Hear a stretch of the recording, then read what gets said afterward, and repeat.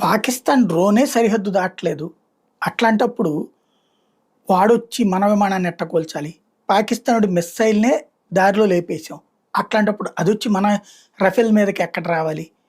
పాకిస్తానోడు ఇది చెప్పాడంటే వాడు పిచ్చి వెర్రి నాగన్న కాబట్టి మాట్లాడతాడు. మన దేశంలో ఉన్నటువంటి మేధావి నాగన్న అయినటువంటి రాహుల్ గాంధీ ఎందుకు మాట్లాడతాడో అర్థం కాదు. రఫేల్ కూలిపోయిందని చైనా వాడు చెప్తున్నాడు, ఆడు చెప్తున్నాడు. అసలు విషయం ఎప్పటికైనా ఈ మహామేధావికి అర్థం కావాల్సింది ఏంటంటే డమ్మీస్ ఏవైతే మనం ముందు పంపించినటువంటి డమ్మీస్ వాటినే యుద్ధ విమానాలు అనుకుని వాటిని కూల్చే పనిలో పడింది పాకిస్తాన్ సైన్యం.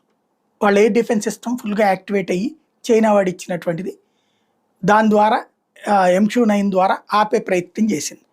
అవన్నీ కూలిపోయినాయి. శబాష్ అని అక్కడ సంబరాలు చేసుకున్నారు. సీన్ కట్ చేస్తే వాళ్ళు స్వీట్ నోట్లో పెట్టుకునే లోపు ఆ ఎయిర్ డిఫెన్స్ సిస్టమ్ పేలిపోయింది. అదే